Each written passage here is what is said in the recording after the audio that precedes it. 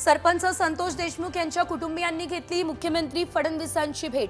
हत्येप्रकरणी कुणालाही सोडणार नाही, मुख्यमंत्र्यांची ग्वाही।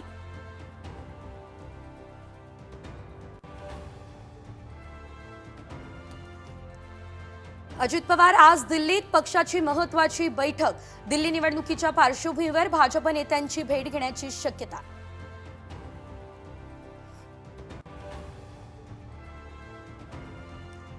दादरच्या फुल मार्केटमधील बॅनरला आमदार महेश सावंत यांचा आक्षेप। बॅनर हटवण्यासाठी आलेल्या पालिका कर्मचाऱ्यांना माजी नगरसेवक समाधान सरवणकर यांनी विचारला जा। स्टेशनच्या बाहेर त्याच्या तिकडे एवढे हॉकर्स बसलेले आहेत, तिकडे हप्त्यात म्हणतो महेश सावंत गप्प आहे आणि कोळंबकर साहेबांच्याकडे वन नेशन वन इलेक्शन संदर्भातल्या संसदीय संयुक्त समितीची आज पहिली बैठक। महाराष्ट्रातून श्रीकांत शिंदे, सुप्रिया सुळे, अनिल देसाई राहणार उपस्थित।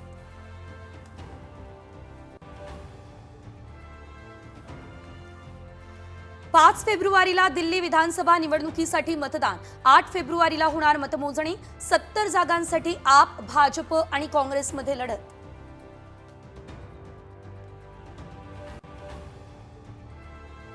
डॉन अरुण गवळीला 28 दिवसांची संचित रजा मंजूर। नागपूर खंडपीठाचा हा निर्णय।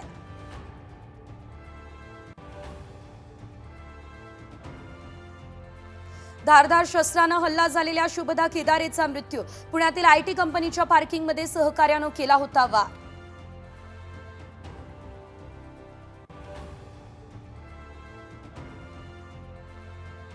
आठ वर्षांच्या विद्यार्थिनीचा हार्ट अटॅकने झाला मृत्यू। शिक्षिकेला पुस्तक दाखवताना वर्गातच कोसळले।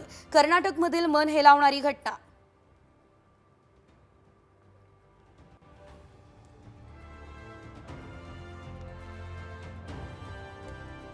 तिबेटमध्ये 6.8 रिश्टर स्केल इतक्या तीव्रतेचा भूकंप। 126 जण ठार, 188 जण जखमी।